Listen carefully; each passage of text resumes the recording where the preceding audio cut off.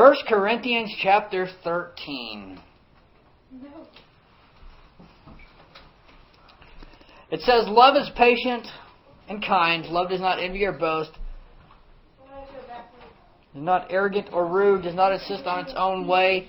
Is not irritable or resentful. It does not rejoice at wrongdoing, but rejoices with the truth. Love bears all things, believes all things, hopes all things, endures all things. Tonight we're going to talk about love. As we have been for a while here.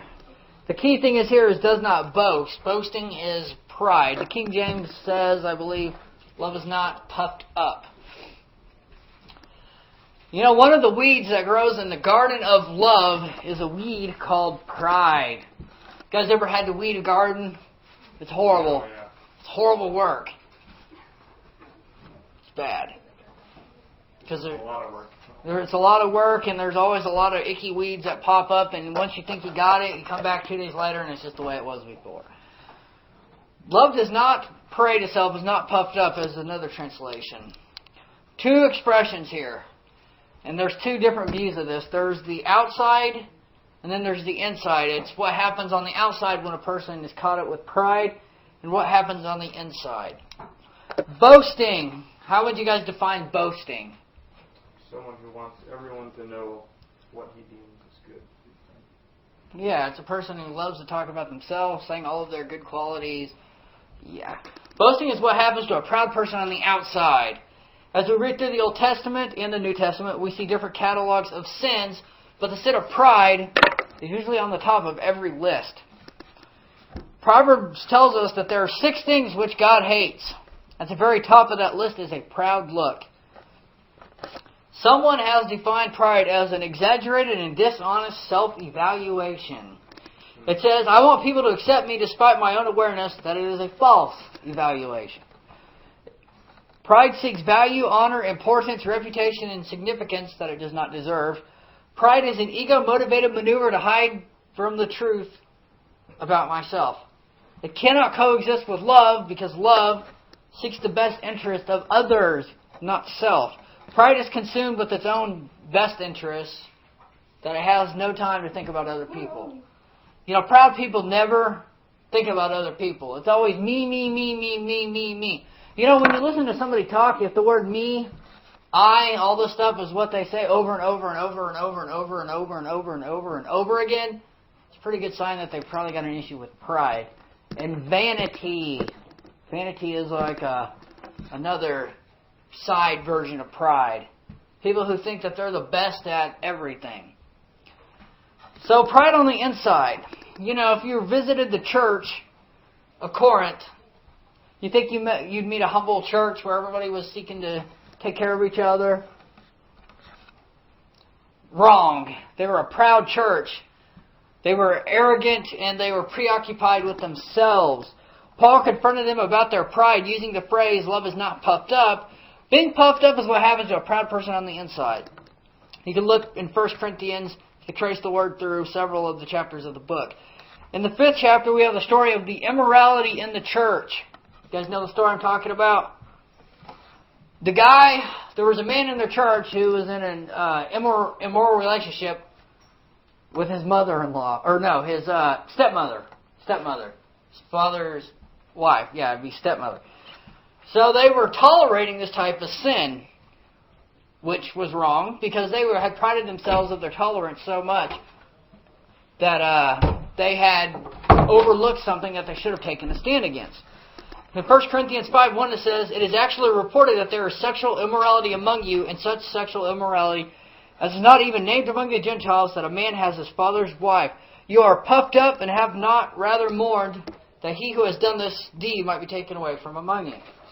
So they had gloried, they had taken pride in the fact that they were so tolerant of this type of thing. Paul says it is not so much that the sin happens, but they are proud that they can't see the sin for what it was. They were proud in the fact that they had done nothing to correct this. They wanted to sit back and tolerate it. You know, they probably thought, well, we're Greeks, you know, our culture is different. They don't, you know, take a stand against this type of thing, so we won't either. So Paul says, The problem was pride. The church was too proud to face the sin for what it was. And 1 Corinthians 8:1, it says, "Now concerning things offered to idols, we know that we all have knowledge. Knowledge puffs up, but love edifies." It's a play on words here. What does the word edify mean? Destroys? It means to build up, to lift up. Oh. Paul gives another choice. Puff up or build up. I think of the puffer fish. How many of you guys have ever seen a puffer fish? Not in real life. Well, of course not. You know, bloated little balloon-like critters. I have. Real life. That's what pride does to us. It turns us into like one of the little puffer fish. So the challenge here is build up or puff up. Knowledge is one of the things that puffs people up the most. Have you guys ever known somebody who was so proud that they were smart and that they would always talk about how smart they were and how dumb everybody else was? Richard Dawkins. Yeah, I mean, there's a lot of people like that. I mean, people who think that they know everything and they're quick to tell you how dumb you are. That's pride. That's being puffed up with knowledge. Knowledge without love is simply an opportunity for us to build pride within our own spirit. But when we have love, we can avoid the pride trap. The word puffed up in the Greek language gives us a picture of a blacksmith's bellows filled up with air. You guys know what that is? Yes. Yeah, that's what it's talking about here. Paul's idea is that love is neither conceited or arrogant. It doesn't try to appear more grand than it really is. Have you guys ever been around somebody who's puffed up? Yeah, me too. Sometimes I just want to take like my knife, my box knife, and just jab it into them and watch them go like the balloon earlier. To deflate their puffed upness. It didn't go. How many of you guys have heard of Aesop's Fables? Aesop's Fables. There's a story in Aesop's Fables of a fly that is sitting on the axle of a chariot and exclaiming, "What dust do I raise?" Yeah, it's not quite the way it is, right? It wasn't the fly who raised that dust, it was the chariot. Some people have nothing to say, but keep on bragging and talking like they've got something important to say. And pride ignores God's sovereignty. The Scriptures show us several things. When a person has a proud heart, it's because they ignore the sovereignty of God in their lives. 1 Corinthians 4:7, Paul asks, "Who makes you different from another? Who is it that is responsible for making us all different? Who is it? Is it me? Am I the one who makes me different?" It's God. God's the one who makes us different. He's the one who gives us our gifts. And it's only by His sovereign mercy, sovereign grace, that we have the gifts that we have. I mean, some things come from hard work, sure. But ultimately it's God. Paul says, "What do you have that you did not receive?" What do we have that didn't come from God? Nothing. Nothing. Anything that we think we have made that didn't come from $1 God. million. If you're talented, it came from God. If you're a good athlete, it came from God. If you're really good looking, it came from God. If you're really musical, it came from God. If you're really smart, it came from God. All of those things come from God. So a person who has a pride issue does not recognize that what they have has nothing to do with them. You know, it all comes from God. And sometimes I think God does things in a way to where He uses the most insignificant of people to accomplish something. And when He does that, it just goes to prove the point. You know, when you think of some of the great missionaries in the world, people from a human perspective were not that great. But God used them because of that. Because it wasn't them. It was God who was doing everything. James 1:17 says, "Every good and every perfect gift is from above and comes down from the Father of lights." Every good gift we have comes from God. Paul asks, "Now if you did indeed receive it, why do you boast as if you had not received it?" Would you boast in a gift that somebody else gave you, like you did something to get it? No. Because it's a gift. You didn't do anything. By the standards of the world, the Corinthians could have boasted. I mean, they were a sophisticated, probably an intelligent culture. But It was What were the Corinthians? Corinth was a Greek colony. And Paul was writing to a church in Corinth in the 1st century. Okay. Okay, for that Why is insignificant piece Why of... is that one of our Bible chapters? It was a letter. He wrote a letter to the church. So how can we love from a grateful spirit and ignore that it's God who is the one who gives us things? Say that again. How can we love with a grateful spirit and ignore what God has given? We can't. We can't. Because it all comes back, the basis of love, is humility. And that's what, one of the key things here. And pride and humility are opposites, obviously. So, you can't be puffed up, boasting in every good thing you have and focus on other people. It doesn't work. You can't be selfish and selfless at the same time, right? Pride is a selfish attribute. Love. What is the essence of agape love? What did we talk about in the first lesson here? There's another S word. Sacrifice. A person who is proud is not going to sacrifice, are they? No. Because it's all about them. It's me, me, me, me, me. So, love, being sacrificial, and pride, being selfish, cannot exist at the same time.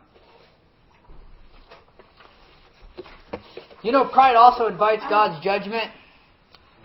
You guys read the story of Nebuchadnezzar in the book of Daniel recently? I think that's a great illustration of pride. James 4:6 tells us, God resists the proud but gives grace to the humble. And that's what we find in the story of Nebuchadnezzar. Nebuchadnezzar was the ruler of the greatest kingdom the world has ever known, called Babylon. He had everything imaginable. Babylon was a beautiful city. He had a huge palace. The walls were about 390 feet high, 85 feet wide, so wide the chariots, 4 across, could ride across the top of the wall. I thought Babylon was destroyed, though. It was. So, this was a city that was stacked with stuff. It had the Hanging Gardens. You guys ever heard of that? The Hanging Gardens of Babylon? It was just an absolutely, marvel of human, creation. I don't think any city we have ever, in the day since is equated, what it was. It had the river. It had everything, farms. Well, we have no clue what it was. They had food inside the city. They had a storage of food the last 20 years in case of an attack. In case that they had to, barricade themselves in. They had enough food the last 20 years. So, they were like an empire of themselves. So Nebuchadnezzar was walking, taking a walk along the top of the wall, looking out at the city. And, He falls off? his whole attitude was, is not this the great Babylon that I have built by my power for the honor of my majesty? Not giving any glory to God, is he? It's all about me, me, me, my majesty, this. So what happens to Nebuchadnezzar? You guys know how the story ends? He gets turned into a cow. No, I don't remember. Can you read it? And what happens is God strikes him and basically turns him into an animal. His fingernails get all long. He grows long hair. He kind of becomes like a wolf man type, half man, half animal type beast because of his pride. God strikes him and humbles him that way. And eventually, he kind of repents, comes to himself, and glorifies God. What was the original sin? Pride. When did that happen? When he thought in his heart that he was responsible for his works. What is the first sin recorded in the Bible? Adam and Eve. When Eve tricked Adam into... That is incorrect. What? It's the first one mentioned, but it's not the first one in chronology. Isaiah chapter 14, 12 through 14. Oh, that would be the presumption of Lucifer. How are you fallen from heaven, O Lucifer, son of the morning? How you are cut down to the ground, you who weaken the nations. For you have said in your heart, I will ascend into heaven. I will exalt my throne above the stars of God. I will also sit on the mount of the congregation on the farthest sides of the north. I will ascend above the heights of the clouds. I will be like the Most High. That was the first sin. It was not Adam and Eve. It was the first human sin. But it was Lucifer in heaven that was the first sin. And the first sin was pride. And Lucifer gets an ego. I mean, he was the most beautiful of all the creations. I think he was kind of like the choir leader in heaven, leading the praise, the whole musical gathering of the angels. So, Lucifer has this exalted role, and God says, that's enough, and kicks him out. So, when we think about sin and how serious it was, we can realize that pride was the first sin. And I believe it was also the sin that affected the garden. Have a seat, Johnny. It was also the sin that caused Adam and Eve to fall. Because they wanted the knowledge of good and evil. That was pride. So that was the sin that caused them to fall in the garden. They wanted to be like God. Johnny, have a seat.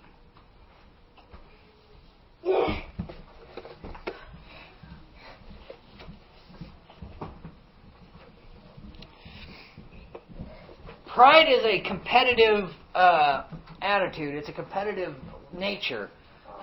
Pride has the attitude that we want to be better than someone else. It's like when you're competing against somebody, you want to be better. If you're competing in a competition, you want to play better than the other person, right? I mean, you don't want to be the worst person, that's a pride thing. People are not proud of being rich or clever. They are proud of being richer and cleverer than everyone else. There is no pride where there is no comparison. That is only where pride exists, when you're comparing yourself to someone else. Because you think, well, look what I've got that they don't have. If there was nobody else, you'd have nobody to compare yourself to. Once the element of competition is gone, pride is gone with it. If everyone was equal, there'd be nothing to be proud about because we'd all be equal. A proud person never experiences peace. A guy who makes $10 million a year can have boats, cars, house, stacks of money that he rolls around in when he gets bored. But if a guy who has $11 million has something a little bit better than him, it doesn't really mean much, does it? If that's where he compares himself. Because if we're always looking out at what everybody else has, we're never going to be content, are we? Pride and contentment go hand in hand. If you are proud, you won't be content. Because anytime something comes that can take away your golden, proud Buddha, you're going to have problems. So what's the cure for pride? What's the opposite of pride? Just one word. Humility. We need to humble ourselves before God. That's the key. Because if we don't, God's going to humble us. Look at the story of Nebuchadnezzar. That's a golden example. And I've seen lots of stories. Application from my own life. In 2009, I got a car. It was called a Cadillac. And that's kind of a big man's wheels. I don't know if you guys know much about cars, but a Cadillac is a luxury car. I had all leather seats and all this stuff, and I'm like, yeah, it's a really nice car. I was thankful to God that I got it, because He kind of opened the door. But I was like, man, that's a really nice car. All I could think about was how nice it looked. So one wintry morning, which will be next week, it'll be the 4-year anniversary. I was going over the hill by Moore Hill one icy morning, taking my sister to work. And I start to slide. So I hit the brake, try to get my car straightened out. I got control. Except the guy behind me coming up over the hill did not. So he plows into the back of my car and completely smashes in my rear bumper and everything like that. Damaged the trunk and everything. And honestly, I was really annoyed because I'm like, man, there goes my car. This thing was like my baby. I loved it. I'd only had it for about a month, and I was looking forward to, when the weather got warm, washing it and doing all the stuff to it. Yeah, it totally mashed in the back of my car, and the insurance money wasn't even enough to do anything for it. So I had to drive around with a smashed up car for about 2 years after that. And I think that was God humbling me because I was taking pride in something that He gave. I mean, it was a gift from Him, and I was looking at it like, yeah, look at me, I'm somebody awesome because I've got a nicer car. Compared to the car that I had before then, it was like a major upgrade, and I was just, I don't know, it just inflated my ego. So I look at that and I was like, man, that's an opportunity that God used in my life to humble me because I was boasting and proud of something that I should not have been. Because, He gave it to me to use for ministry, and that's what I used it for. And that's the way to look at it. The gifts that you're given should be given to God to be used for His purposes. Not to inflate our own egos, not to make us look good, but we should use it to make God look good. And that's the essence of humility. The essence of humility is taking the attention off of ourselves to God, because that's why He gives us things. So the stuff that we would be tempted to be proud of, we shouldn't be, because God can take it away just like that. You can have a beautiful singing voice and then get throat cancer and not be able to talk. You can be the greatest athlete in the world. Do you guys remember Christopher Reeve, guy who played Superman in the 70s and 80s? Oh, yeah. Guy was a physical specimen. He was in a horse accident and was quadriplegic, paralyzed from the neck down. Things like that can happen. Anytime we take anything that God gives and puff ourselves up with it or find pride in it, God has ways of taking it from us. So, if we're not humble, God will find a way to humble us. We could choose to puff ourselves up, or we could choose to find the humility in our gifts in God and use it to display love to other people. Because where pride exists, love cannot. I heard an illustration a while ago. It's like when you ask yourself what the difference between pride and edification is. Pride is when you're lifting up yourself, and edification is when you're lifting someone else up to their benefit. Like an edifice comes from the same root. You're puffing something up. Yeah. Yeah, in ministry, it's really easy to get puffed up. It's really easy. Anytime God starts to bless something you're doing, you start thinking, well, I must be doing something right, aren't I? You start looking at yourself like you're the cause, and not God. And and sometimes I think that's why we have opportunities like the Cola Clash, where we had all the kids show up and then nobody, came to a lot of the stuff afterwards. And I think that's God's way of, showing us that it's Him who does the work, and that we got to be faithful doing things for Him, and then He'll, bring blessings. You have a comment, Johnny? I've got an example. Okay.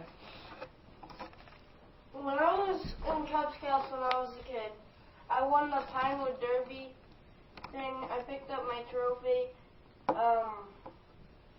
and some kid yelled, "Good job!" I said, "I know, too bad you didn't win," and then I dropped it. Yeah. Karma. Yeah, that happens. Yeah, pride is not a bad thing. And some of you guys who serve the Lord, it's very easy to be proud in serving God. Because you think, well, look how much I'm doing for God, and look how little somebody else is doing. It's like anytime you start comparing yourself to other people, you're asking to be caught up in this web of pride.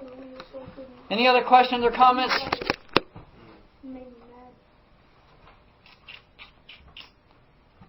How many of you guys think you're the most humble person in the room?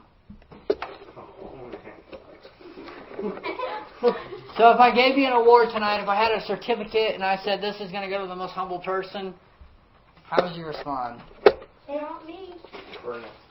Burn it. As soon as you give it to someone, they're going to...